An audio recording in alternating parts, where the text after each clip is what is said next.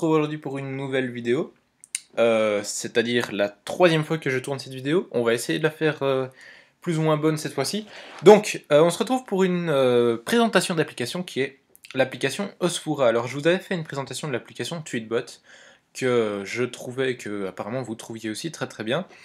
Le seul problème de cette application, c'est bien sûr son prix qui est de environ 18 € si je me souviens bien, ce qui est vachement cher pour une application de ce genre. Tweetbot, donc c'est une application Twitter. Vous pouvez cliquer sur l'application ici en ce moment pour aller voir la vidéo.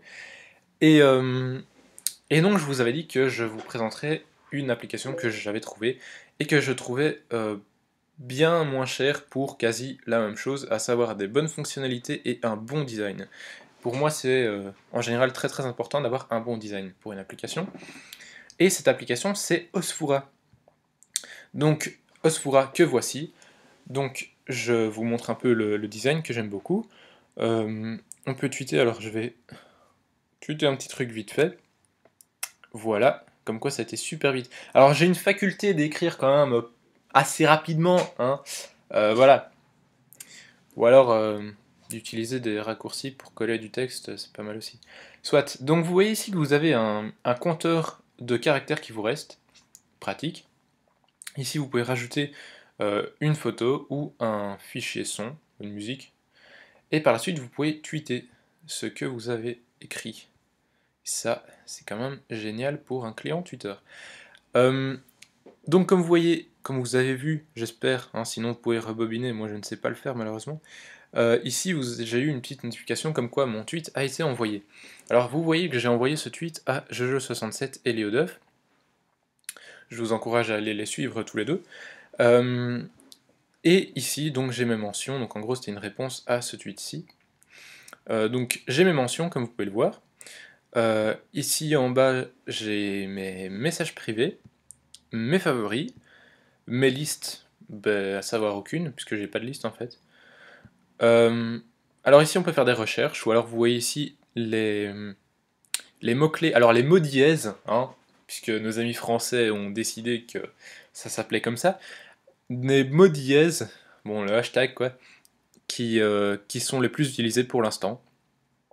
Voilà, en général c'est un peu tout et n'importe quoi. Voilà.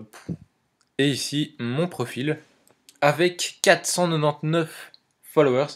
Donc s'il y a ne fût-ce qu'une personne qui regarde cette vidéo, qui pourrait me suivre sur Twitter, ça me ferait vraiment super plaisir, parce qu'il y a 500, moi je fais péter le champomis, ça va en foutre partout. Donc voici à quoi ressemble plus ou moins un profil sur Osfura. Donc ça c'est le mien, mais je peux aller voir d'autres profils si je veux voir celui par exemple de Léo. Voilà, ça donne ça. Jeune chroniqueur de 15 ans, je réalise sur ma chaîne, sur Hypothèse Pro et dans Valentino FDLR, des chroniques de l'actualité technologique. Pour ceux qui se demandent ce que c'est ce truc-là, c'est une web radio. Donc voilà, il fait les tech news sur Hypothèse Pro et c'est très très bien fait, je trouve. Donc voilà. Alors ça c'est pour l'application en tant que telle. On peut bien sûr changer de compte ici. Et ici on a un petit bouton, donc ça c'est bien sûr pour écrire un tweet, comme je vous l'ai montré. Et ici pour recharger la page, sauf que là il n'y a rien à recharger. Alors on peut aller dans les préférences, ici pour voir un peu ce qu'il y a. Dans général, ben, on peut choisir la taille de la police. Si par exemple je la mets à 20, ça va être du très très lourd. Un peu trop lourd d'ailleurs.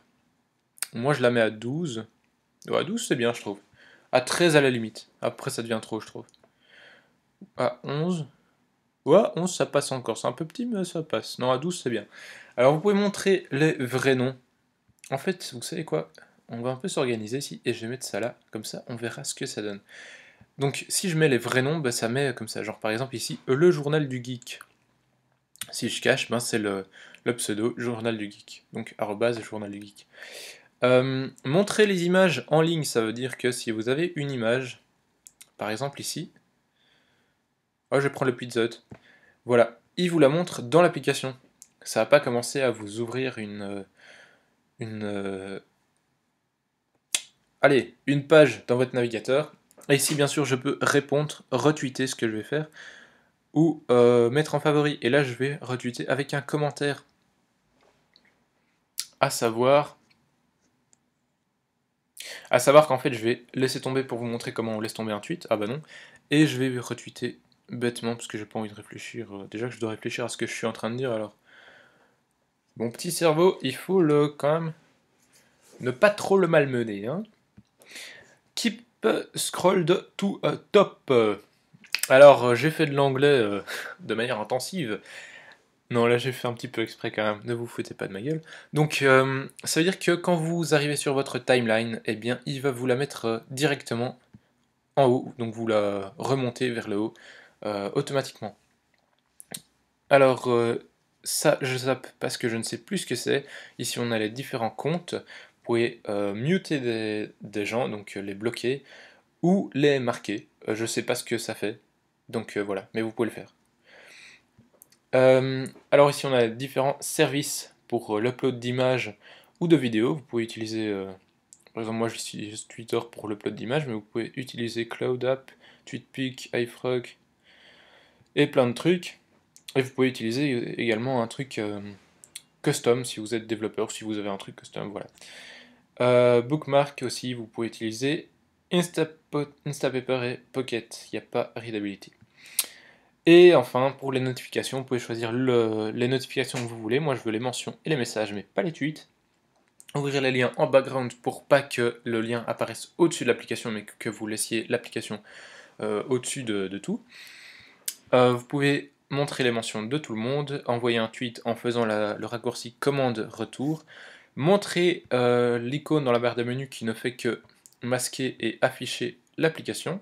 Donc en gros, ça ne sert à rien. Et enfin, montrer les... Ça d'ailleurs, je vais décocher.